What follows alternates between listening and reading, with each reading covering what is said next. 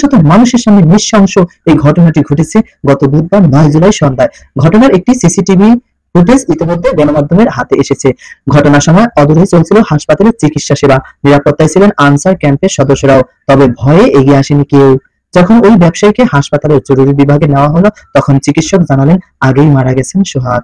প্রত্যক্ষদর্শীরা জানান শুধু হত্যা করেই থেমে থাকেনি সন্ত্রাসীরা।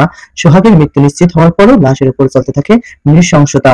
রক্তাক্ত নিথর দেহটি রাস্তার মাঝখানে ফেলে লাশের উপর দাঁড়িয়ে চলে ভয়াবহ উন্মাদ উল্লাস।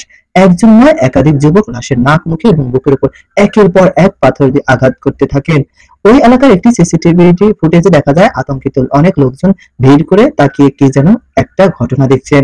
কিছুক্ষণ পর দেখা যায় সোহাগের অর্ধবিবস্ত নিথর দেহ দুই তরুণ টেনে হিঁচড়ে রাস্তার মাঝখানে নিয়ে আসে। ওই সময় আশেপাশে শত শত লোক দাঁড়িয়েছিলেন, কিন্তু ভয়ে কেউ এগিয়ে আসেননি। ভিডিওতে দেখা যায় নিথর দেহটি টেনে হিঁচড়ে নিয়ে আসা লোকদের মধ্যে একজন মোবাইলে কথা বলছিল। ওই সময় দুই হাত পা ছড়িয়ে পড়ে থাকা সোহাগের রক্তাক্ত মুখের উপর কিল ঘুষি দিতে থাকে আরেকজন। অন্য এক তরুণ দৌড়ে এসে পড়ে থাকা নিথর দেহের উপর বুকের উপর লাফাচ্ছিল। মানুষজন দেখছিল এমন ভয়ঙ্কর দৃশ্য। প্রকাশ্যে কেন এই নৃশংসতা?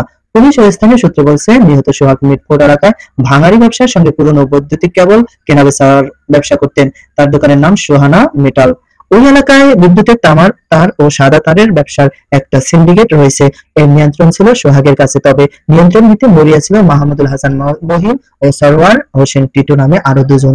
তারা ওই অবৈধ বাণিজ্যের 50% নিয়ন্ত্রণ চেয়েছিল। তা না হলে নিয়মিত চাঁদা দেওয়ার দাবি জানিয়েছিল তারা।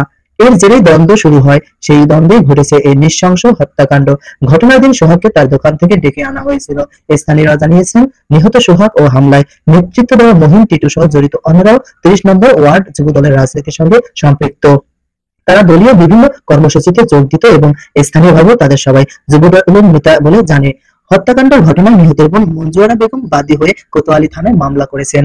মামলার ঘটনার সঙ্গে সরাসরি জড়িত মাহমুদুল হাসান মহিন, সরওয়ার হোসেন টিটু, মনির ওরফে ছোট মনির, আলমগীর, মনির ওরফে লম্বা মনির, নান্নু, সজীব, রিয়াদ, টিটন, গাজী, রাকিব, সাবা করিম, লাকি, কালু ওরফে স্বেচ্ছাসেবক কালু, রজব আলী, পিট্টু, মোহাম্মদ সিরাজুল ইসলাম রবিন, মিজান, অপু দাস, হিম্মত আলী, আনিসুর রহমান হাওলাদার সহ অজ্ঞাত পরিচয় 15 থেকে 20 জনকে আসামি করা হয়েছে।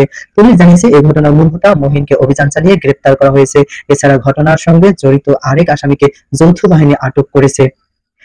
নিহতের ভাগ্নে মিম আক্তার জানান, তার মামার পরিচিত লোকজনই এই হত্যাকাণ্ডের সঙ্গে জড়িত। তার মামা স্থানীয় বিএনপি রাজনীতির সঙ্গে যুক্ত ছিলেন এবং মিটফোর্ড এলাকায় ব্যবসা করতেন। কিন্তু টিটু, মহিন সহ স্থানীয় আরো কয়েকজন এই ব্যবসায় ভাগ বসাতে চাচ্ছিল। ওই প্রতিপক্ষের লোকজনও বিএনপির রাজনীতির সঙ্গে যুক্ত। তিনি জানান, খুনিরা সোহাগের কাছে ব্যবসার 50% অংশীদার দাবি করেছিল, নইলে লাভের 50% চাঁদা দেওয়ার জন্য হুমকি ধমকি দিয়ে আসছিল। নিহতের অন্য এক স্বজন জানান, বুধবার দুপুরে টিটু সোহাগের বাসায় খাওয়া দাওয়া করে। ভাত খাওয়ার সময় টিটু সোহাগকে বলে সব মিটমাট করে ফেলবে, কোনো ঝামেলা ছাড়াই যেন ব্যবসা করা যায়, সেজন্য সবার সঙ্গে বসে একবার কথা বললেই হবে। এই কথা বলে টিটু সোহাগকে মিটফোর্ড হাসপাতালে নিয়ে যায়। এরপর সেখানে আগে থেকেই অপেক্ষা করা 40 থেকে 50 জন সোহাগকে নৃশংসভাবে হত্যা করে। ঢাকা মহানগর পুলিশের লালবাগ বিভাগের কোতোয়ালি জেলার এডিসি আমিনুল কবির তরফদার বলেন, হত্যাকাণ্ডের ঘটনাটি খুবই মর্মান্তিক এবং ভয়াবহ। বিষয়টি আমরা গুরুত্বের সঙ্গে তদন্ত করছি। সব আসামিকে দ্রুত সময়ের মধ্যে গ্রেপ্তার করা হবে। Aminul Islam, AI media.